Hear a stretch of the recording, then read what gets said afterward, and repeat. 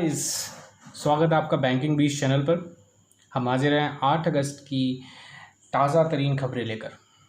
आज है 8 अगस्त और आज है बहुत ही इम्पॉर्टेंट डे।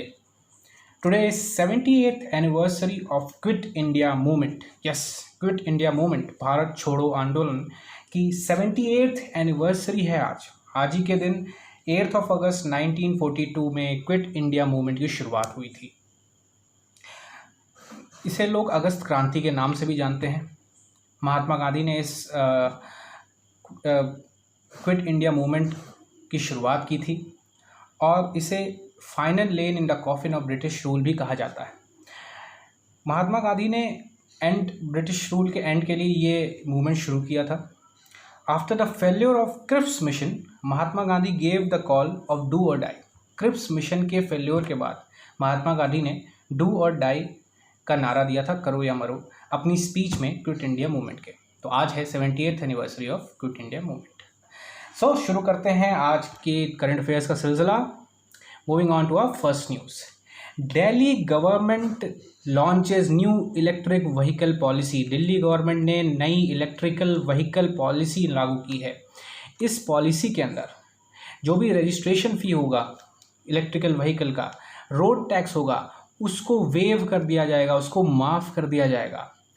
और अगर आप कोई नई इलेक्ट्रिकल व्हीकल खरीदेंगे दिल्ली में तो 1.5 लाख तक का इंसेंटिव भी आपको दिया जाएगा। So Delhi government launches new electrical vehicle policy. Take away क्या है? LG of Delhi, lieutenant governor of Delhi is mister Anil Baijal. Anil Baijal governor हैं दिल्ली के, एलजी हैं दिल्ली के। बढ़ते हैं अपनी दूसरी खबर की तरफ। दूसरी खबर आरबीआई से रिलेटेड है। आरबीआई ने कुछ बहुत अहम फैसले किए हैं आज। उसी कड़ी में आज की 3 या 4 बहुत बड़ी खबरें।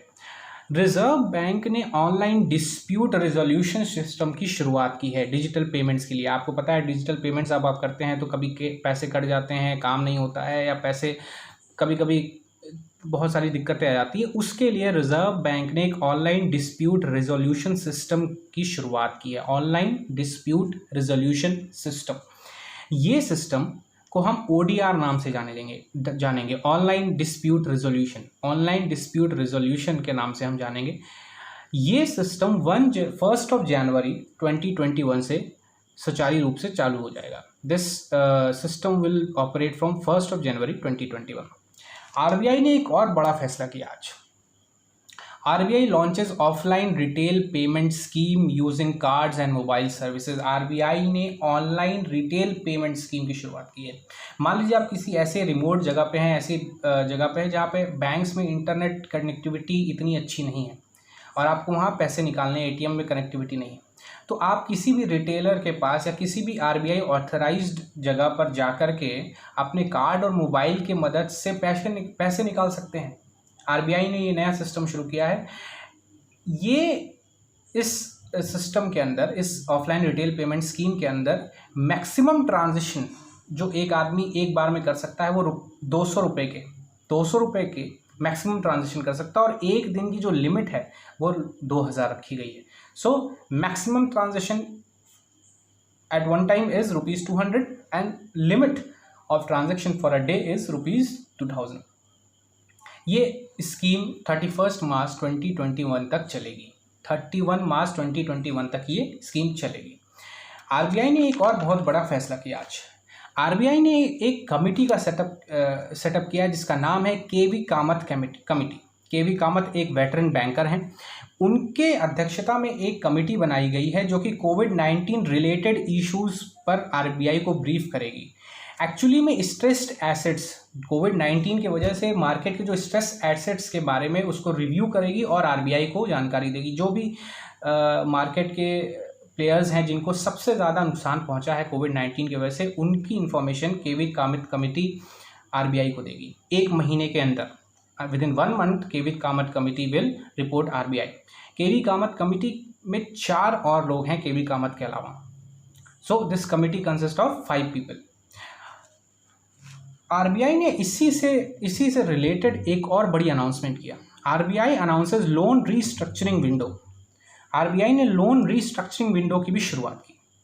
For corporates to help industry under stress due to कोविड-19। कॉरपोरेट्स, घराने और कॉरपोरेट्स की मदद करने के लिए जो कि स्ट्रेस में है कोविड-19 की वजह से, उसके लिए आरबीआई ने एक नया रीस्ट्रक्चरिंग विंडो शुरू किया है। Company whose loan account are in default for not more than 30 days as on 1 March 2020, RBI will open a restructuring window for them। जो भी कंपनी जिनका अकाउंट डिफॉल्ट नहीं है 30 दिन से ऊपर और 1 मार्च 2020 तक, उनको आरबीआई की स्ट्रक्चरिंग विंडो मदद करेगी। और कॉरपोरेट्स जिनके साथ ये दिक्कत है कि कोविड की वजह से वो बहुत सफ़र कर रहे हैं, उनको भी banks can evoke resolution plan till 30 जून 2021 तक आरबीआई अपने रीस्ट्रक्चरिंग विंडो को उनके लिए खोल सकती है। तो आरबीआई का एक बहुत बड़ा ऐलान। बढ़ते हैं अपनी दूसरी खबर की तरफ। Reliance India rank second in future brand index 2020।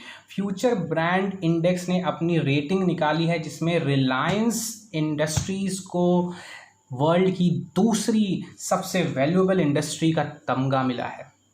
Reliance industries, जिसको ओन करते हैं मुकेश अंबानी, उसे सेकंड प्लेस मिली है फ्यूचर ब्रांड इंडेक्स 2020 में। और सैमसंग को वर्ल्ड में तीसरी रैंक मिली है अपने इस फ्यूचर ब्रांड इंडेक्स में। बढ़ते हैं अपनी अगली खबर की तरफ। महाराष्ट्र गवर्नमेंट ने गूगल के साथ टाई अप किया है टू स्टार्ट वर्चुअल क्लासेस। हम सबको पता है कि कोविड की वजह से क्लासेस, स्कूल्स बंद हैं। उस चीज़ के लिए महाराष्ट्र गवर्नमेंट ने गूगल के साथ टाई अप किया है ताकि वो वर्चुअल क्लासेस चला सकें। महाराष्ट्र गवर्नमेंट भारत की पहली गवर्नमेंट बनी है जिसने गूगल के साथ ऐसा इनोवेटिव टाई अप किया है। इसके चलते 1.009 लाख गवर्नमेंट और प्राइवेट स्कूल्स वर्चुअल एजुकेशन से जुड़ सकते हैं। तो ये थी महाराष्ट्र की खबर। टेक अवे क्या है? Governor of Maharashtra Bhagat Singh Koshyari is governor of Maharashtra. बढ़ते हैं अपनी दूसरी खबर की तरफ। Hardayal Prasad becomes new MD and CEO of PNB housing finance. PNB Punjab national bank housing finance के नए एमडी और सीईओ किसको बनाया गया है? हरदयाल प्रसाद को पीएनबी हाउसिंग बैंक का नया एमडी और सीईओ बनाया गया है। ये रिप्लेस करेंगे नीरज व्यास को ये रिप्लेस करेंगे कौन? हरदयाल प्रसाद नीरज व्यास को रिप्लेस करेंगे। पीएनबी हाउसिंग का हेडक्वार्टर कहाँ है? नई दिल्ली। और टैगलाइन क्या है? घर की बात। क्योंकि पीएनबी हाउसिंग की बात है तो हाउसिंग सीधे रिलेटेड है घर, तो घर की बात टैगलाइन है, घर की बात पीएनबी हाउसिंग की। सीआरपीएफ के नए इंस्पेक्टर जनरल की भी अपॉइंटमेंट आज हुई है। पीएस रानिपसे को सीआरपीएफ का नया इंस्पेक्टर जनरल नियुक्त किया गया है। सो सीआरपीएफ के नए इंस्पेक्टर जनरल हैं पीएस रानिपसे। सीआरपीएफ स्टैब्लिश कब हुआ था? 27 जुलाई 1939 को सीआरपीएफ की स्थापना हुई थी और इसका हेडक्वार्टर्स न्यू दिल्ली में है। अपनी अगली खबर की तरफ बढ़ते हैं। Government has launched a project to develop covid national clinical registry in India. कोविड-19 से रिलेटेड हर डाटा अब सरकार पब्लिक करने जा रही है और इसके तहत उन्होंने कोविड-19 नेशनल क्लिनिकल रजिस्ट्री बनाई है। आईसीएमआर, हेल्थ मिनिस्ट्री और एम्स दिल्ली मिलकर के ये डाटा प्रिपेयर करेंगे। बढ़ते हैं अपनी अगली खबर की तरफ। India to participate in Kavkaz 2020 exercise in Russia में होने वाली एक्सरसाइज कवकास 2020 में भारत पार्टिसिपेट करेगा। ये मल्टीलेटरल मिलिट्री एक्सरसाइज है जिसमें भारत पार्टिसिपेट करेगा। कवकास 2020 रशिया, इसमें 150 आर्मी पर्सनल्स ज्वाइन करेंगे। भारत के 150 आर्मी के जवान शामिल होंगे और इसमें 18 देश शामिल होंगे। 18 देश कवकास 2020 रशिया के मिलिट्री एक्सरसाइज में शामिल होंगे। बढ़ते हैं आज की आखिरी खबर की तरफ।